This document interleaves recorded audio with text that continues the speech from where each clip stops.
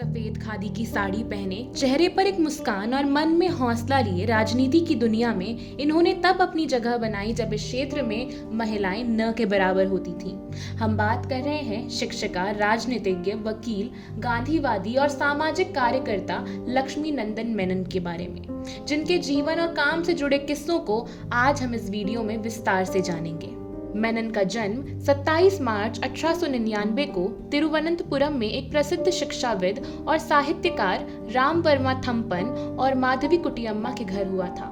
वहीं उन्होंने अपनी स्कूली शिक्षा महाराजा स्कूल से पूरी की और फिर साल 1920 में महाराजा आर्ट्स कॉलेज से बीए हिस्ट्री ऑनर्स में स्नातक की उपाधि प्राप्त की, जिसके लिए उन्हें गोल्ड मेडल भी मिला था। कम उम्र में अपनी मां को खोने के बाद उनके समर्थन में हमेशा उनके पिता खड़े रहे, जिन्होंने उन्हें आगे पढ़ने और बढ़ने के लिए प्रेरित किया।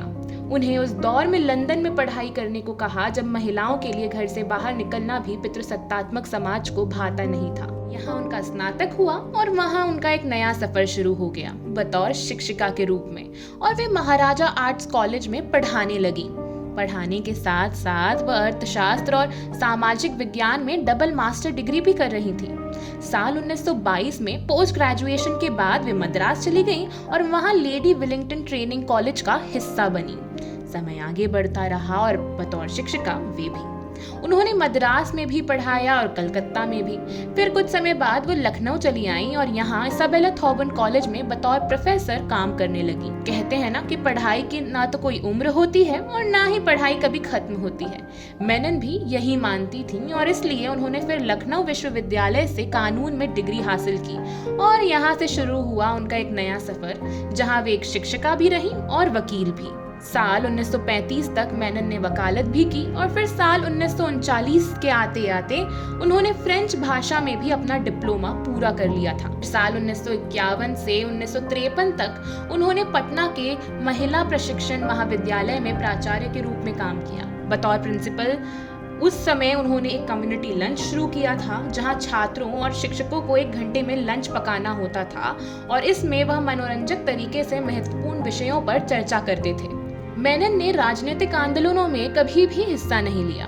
यूं तो वो एक सामाजिक कार्यकर्ता और शिक्षिका ही थी, पर फिर राजनीति में कैसे आई, ये जानने के लिए, समझने के लिए हमें थोड़ा पीछे जाना होगा। साल 1927 में जब वे लंदन में पढ़ रही थी, यहाँ उनकी मुलाकात पंडित जवाहरलाल नेहरू से हुई जब वह मॉस्को में सोवियत संघ की 10वीं वर्षगांठ समारोह का हिस्सा थी। बाद में वह रूस में एक साथ किसी सम्मेलन में शामिल हुए। साल 1948 और 1950 के दौरान मेनन संयुक्त राष्ट्र में महिलाओं की स्थिति पर पैनल के लिए चुनी गई थी। अमेरिका के अपने दौरे के दौरान उन्हें नेहरू का संदेश मिला, तुम्हें तुरंत भारत लौट जाना चाहिए। को राज्यसभा के उम्मीदवार के रूप में नामांकित किया गया है। पर शुरू में दिलचस्पी नहीं ले रही थी, फिर वे नेहरू के सुझाव पर सहमत हुई और बिहार के राज्यसभा की सदस्य चुनी गयी। उस समय वे पटना में महिला प्रशिक्षण महाविद्यालय की प्राचार्य थी। बाद में नेहरू ने उन्हें उपमंत्री का पद देने की बात कही तो उन्होंने सीधे मना कर दिया। फिर मेनन ने संसदीय सचिव का पद स्वीकार किया। मेनन के काम से प्रभावित होकर उन्हें संयुक्त राष्ट्र महासभा में भी नियुक्त किया गया था। उन्होंने लाल बहादुर शास्त्री और पंडित जवाहरलाल नेहरू जैसे नेताओं के साथ विदेश मंत्री के रूप में भी काम किया था। साथ ही भारत की विदेश नीति को ढालने में एक महत्वपूर्ण भूमिका निभाई थी। उन्होंने पंचशील समझौते और गुटनिरपेक्ष आंदोलन में नेहरू के साथ मिलकर काम किया था। ये मेनन की ही मेहनत थी कि भारत को इसरो मिला। साथ ही 1955 में वे अखिल भारतीय महिला सम्मेलन में अध्यक्ष के रूप में चुनी गई। साल 1957 में मेनन को पद्म भूषण से भी सम्मानित किया गया था। मेनन को केरल की पहली नारीवादियों में से एक माना जाता है, जिनका मानना ये था कि महिलाओं को आगे आना चाहिए और महत्वपूर्ण पदों पर अपना स्थान प्राप्त करना चाहिए। उन्होंने महिला शिक्षा, महिलाओं के लिए बीमा जैसे मुद्दों पर काम किया।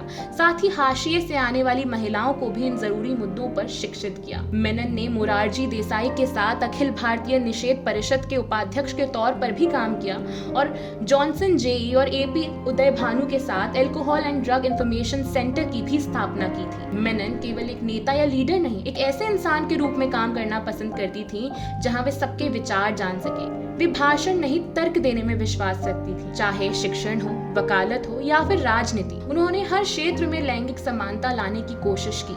30 नवंबर 1994 को उन्होंने अपनी आखिरी सांसें ली। पर उनका काम और उनकी सोच तमाम नारीवादी संगठनों के लिए एक मिसाल बन गई और आज भी बरकरार है।